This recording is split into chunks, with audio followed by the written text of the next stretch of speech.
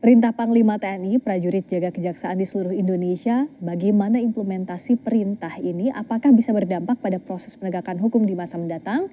Kita ulas bersama dengan anggota Komisi 1 DPR RI fraksi Golkar Dave Laksono dan Direktur Eksekutif Amnesty International Indonesia, Usman Hamid. Selamat malam, Bung Dave, Bang Usman. Selamat malam, Fiska dan Pak Dave Laksono.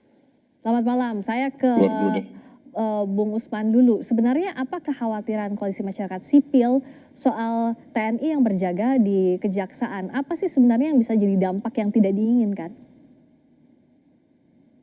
Kekhawatiran kami adalah TNI semakin mengurusi hal-hal di luar urusan pertahanan. Urusan pertahanan adalah tugas pokok dan fungsi dari TNI. Urusan lainnya, misalnya pengamanan katakanlah kantor Kejaksaan Agung dan lain-lain sebagainya, itu bukan urusan TNI. Jadi kami khawatir bahwa justru pengerahan personel untuk pengamanan gedung Kejaksaan Tinggi, Kejaksaan Negeri dan juga Kejaksaan Agung akan memberi kesan bahwa proses hukum di Indonesia, khususnya lembaga penegak hukum di Indonesia, itu tidak lagi independen gitu. Jadi ada kesan bahwa TNI membayang-bayangi lembaga-lembaga penegak hukum, dan ini justru menorehkan citra yang negatif kepada TNI. Apalagi kalau kita bicara di dalam konteks masyarakat internasional, dunia tentu akan bertanya-tanya mengapa sampai kejaksaan, lembaga sipil Indonesia, sampai harus dijaga oleh personil militer. Itu hal yang tidak normal, kecuali di negara-negara junta militer, misalnya di Myanmar, atau misalnya di Thailand pasca kudeta militer, atau misalnya di Mesir pasca kudeta militer setelah dipimpin oleh jenderal misalnya LCC. Jadi saya kira kami berharap sekali bahwa pengerahan personel TNI hanya untuk urusan-urusan pertahanan. Tentu saja ada urusan-urusan di luar perang, tetapi bukan juga urusan untuk memberikan pengamanan perlindungan kepada institusi kejaksaan. Bukankah itu peran polisi misalnya? Di mana peran polisi sebenarnya? Bung Usman, kalau misalnya Kadis Penat bilang bahwa ini adalah kerjasama rutin TNI dan Kejaksaan, begitu pula dengan pihak Kejaksaan Agung bilang ini adalah kerjasama begitu antara TNI dan Kejaksaan. Kontekstual atau tidak sih kalau bicara soal pengamanan? Sama sekali tidak. Karena bagaimanapun juga kejaksaan adalah instansi penegak hukum, di mana proses penuntutan atau proses penyidikan dalam tindak pidana khusus itu berjalan. Sementara TNI adalah alat negara yang melaksanakan kebijakan negara di dalam pertahanan negara. Jadi tidak ada hubungannya. Harusnya ada kerjasama-kerjasama lain yang mungkin bisa dipertimbangkan, tapi untuk pengamanan itu seperti merendahkan TNI. Masa TNI personil yang seharusnya dilatih, dididik, dipersenjatai dan diberikan kekuatan monopoli perang untuk melindungi Indonesia dari ancaman negara asing, tiba-tiba disuruh menjaga kantor kejaksaan. Mengapa tidak ada pengoptimalan misalnya petugas keamanan biasa seperti Satpam? Atau kalau di tingkat tertentu ada misalnya ancaman pidana atau ancaman keamanan yang lebih serius, mengapa tidak kepolisian? Itu kan tugas kepolisian dalam melayani dan melindungi masyarakat, termasuk masyarakat yang membutuhkan layanan di kejaksaan. Kalau TNI alat perang, dia memiliki kekuatan monopoli untuk perang, untuk berhadapan dengan negara asing. Jadi rasanya tidak tepat untuk menempatkan atau mengerahkan personel TNI atas nama kerjasama dengan kejaksaan. Termasuk Bung Usman, kan yang disebut juga adalah ini terkait tadinya struktur Jampit Mil. Nah tapi kan pertanyaannya Jampit Mil ini sudah ada dari sebelumnya, bukan struktur yang baru. Nah untuk pengamanan personel Jaksa Agung Muda Pidana Militer, apakah ini bisa diterapkan? Atau tadi seperti Bung Usman ya cukup saja, cukup pengamanan internal di kejaksaan saja? Seandainya seseorang masuk ke kejaksaan, katakanlah menjadi jaksa agung muda atau menjadi kepala kejaksaan atau menjadi apapun sebagai jaksa di lingkungan kejaksaan, baik itu tingkat negeri, tingkat bawah, tingkat tinggi, sampai dengan di tingkat kejaksaan agung, maka segala perlindungan keamanan itu menjadi urusan kejaksaan. Dan yang dimaksud dalam Undang-Undang TNI ini juga sebenarnya keliru, tapi katakanlah itu sekarang sudah dibolehkan oleh undang-undang, yaitu dengan adanya Jampitmil. Kalaupun diperlukan pengamanan seorang Jampitmil, apakah harus seluruh kejaksaan negeri, kejaksaan tinggi? Saya kira itu berlebihan lah ya.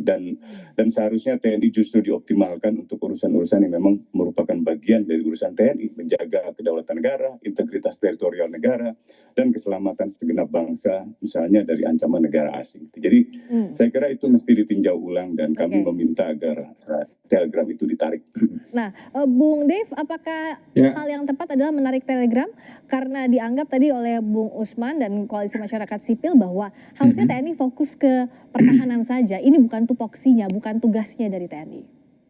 Ya, tentu pandangan dari masyarakat koalisi sipil ataupun masyarakat umum bisa berbeda-beda. Tapi ketika Panglima TNI mengeluarkan telegram tersebut untuk melakukan pengamanan kepada semua kantor kejaksaan, tentu ada pertimbangan-pertimbangan yang sudah diambil, yang dilihat dari kacamata atau pandangannya itu sendiri. Urgensinya apa, Bung? Ya, itu harus tanya kepada Mabes TNI. Kalau DPR melihat itu urgent atau tidak?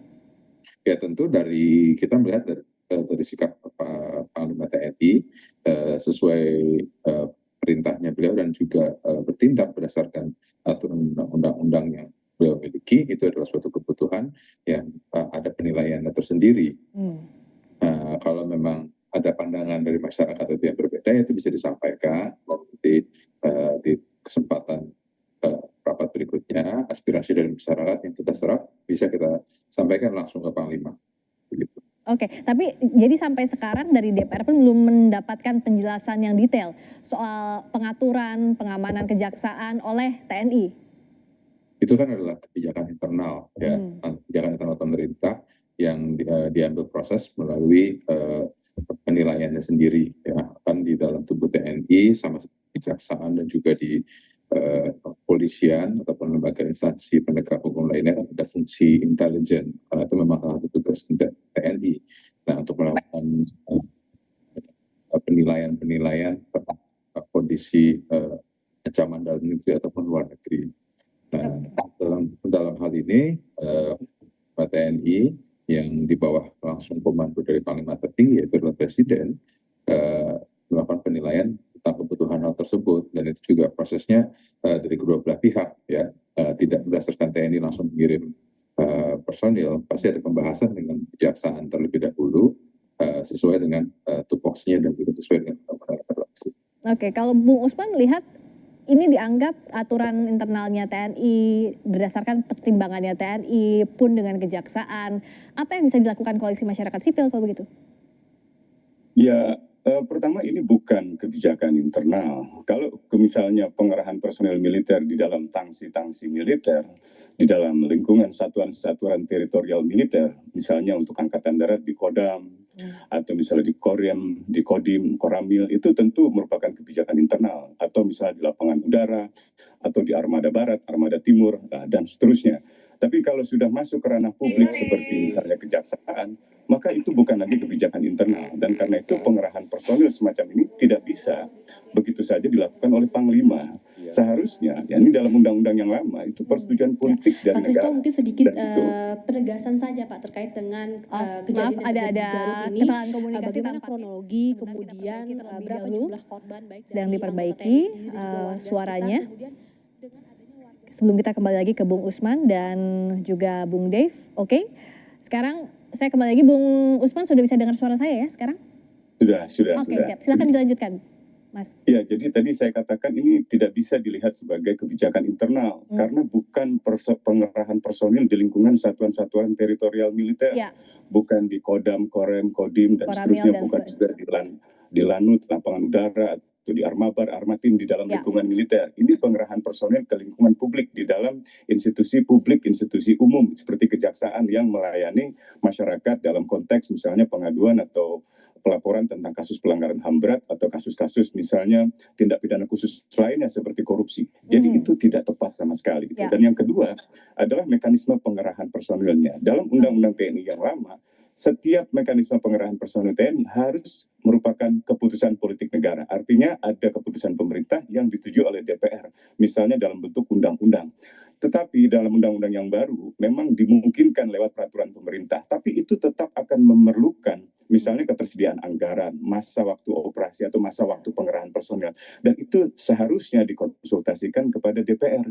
Dengan demikian maka setiap pengerahan personel TNI berada dalam kontrol sipil, berada dalam kontrol misalnya pemerintah dan DPR. Itu yang sebenarnya kami harapkan, dan kami berharap dalam sidang DPR berikutnya Komisi 1 bisa menanyakan apa urgensinya, apa signifikansinya dari pengerahan personal tersebut.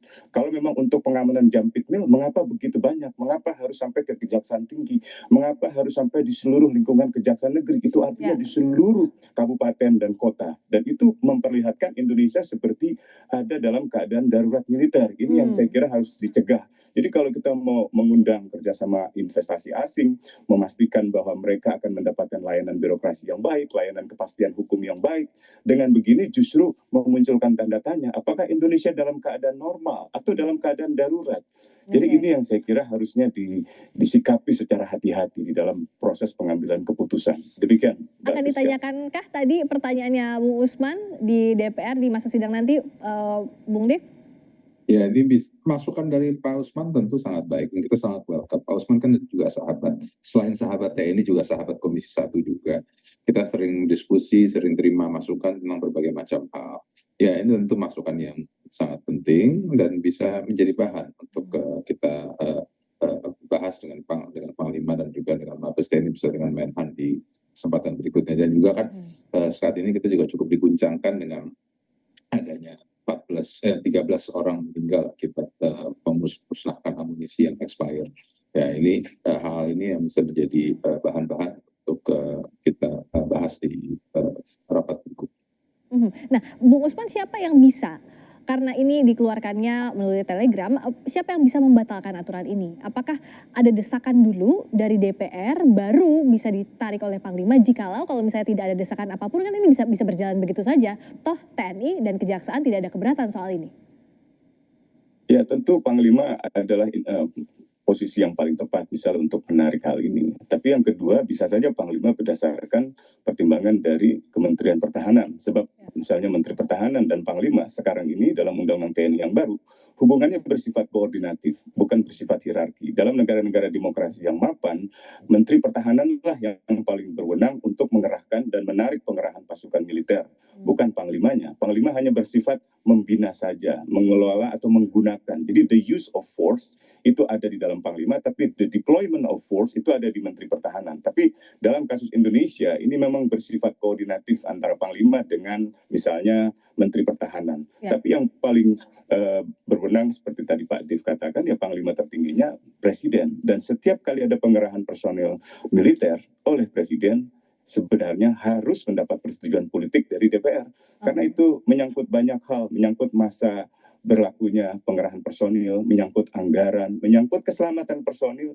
menyangkut misalnya potensi-potensi penyalahgunaan yang terjadi di lapangan. Dan lagi-lagi Indonesia dalam keadaan damai, dalam keadaan tertib sipil, dalam keadaan normal, bukan dalam keadaan darurat, baik itu darurat sipil maupun darurat militer. Jadi pengerahan personil di lingkungan sipil seperti instansi kejaksaan sampai di tingkat kejaksaan negeri, dan itu artinya seluruh kota, seluruh kabupaten, itu memunculkan kesan bahwa Indonesia dalam keadaan darurat. Dan ini menciderai citra Indonesia sendiri, termasuk citra pemerintah, DPR, dan juga TNI. Kalau Bung Dev, dengan adanya rencana TNI menjaga kejaksaan di kejaksaan, apakah akan memunculkan potensi misalnya gesekan dengan penegak hukum lain, Polri misalnya, atau dengan KPK? Karena ada simbol misalnya kejaksaan itu dijaga, di backup tanda kutip oleh TNI. Apakah ada kekhawatiran ini kalau dari DPR, dari Komisi 1? Tentu kalau dari kacamata luar orang bisa menilai berbagai macam hal, tapi keberadaan TNI di dalam ruang lingkup kejaksaan itu bukan hal yang baru, hal yang lazim. Saya pernah berapa kali ketemu dengan sejumlah pejabat kejaksaan, papasan aja sih, itu pengawalannya dari POM TNI contohnya gitu ya. Dan itu berdasarkan undang-undang, berdasarkan aturan, memang diizinkan. Jadi sebenarnya bukan satu hal yang aneh, tapi karena sekarang itu keluar telegram dan setiap kejati dan kejati dan kejari semuanya ada pengamanan mulai dari satu kompi sampai dengan satu peleton. Nah, ya akan tapi ini juga sudah kembali sesuai dengan aturannya, dengan MOU yang dibuat, dengan juga di dalam undang-undang yang sekarang ini sudah diatur dan landasan hukum itu sudah ada. Itu kalau kita bicara landasan hukum ya, akan tapi kan memang ada pandangan-pandangan lain, apakah ini lazimkah, apakah ini wajar. Nah, itu semuanya itu pandangan masyarakat, apalagi di era demokrasi, semuanya itu berhak menyampaikan pandangannya. Nah, tapi kalau dari pandangan saya pribadi itu sebenarnya tidak bukan suatu masalah yang besar. Oke, tapi kalau singkat saja Bung Usman, semestinya ini dikaji ulang.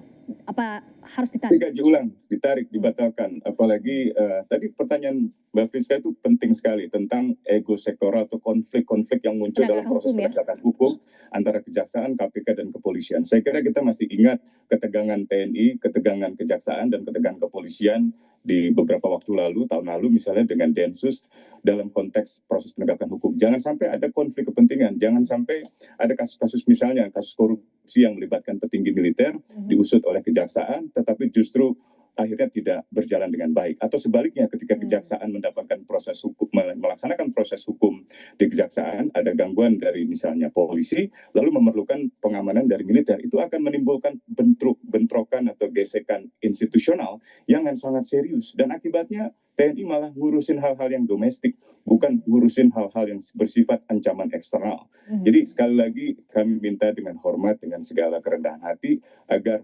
Panglima dan Menteri Pertahanan menarik personil militer dari pengamanan Kejaksaan Negeri, Kejaksaan Tinggi, dan juga Kejaksaan Agung. Demikian. Jangan ada gesekan institusional dan juga konflik kepentingan dari aturan yang dibuat ini. Terima kasih atas waktunya Bung Dev Laksono, Komisi 1 DPR. Terima kasih Mas Usman, Bung Usman Hamid, Direktur Eksekutif Amnesty International Indonesia. Selamat malam.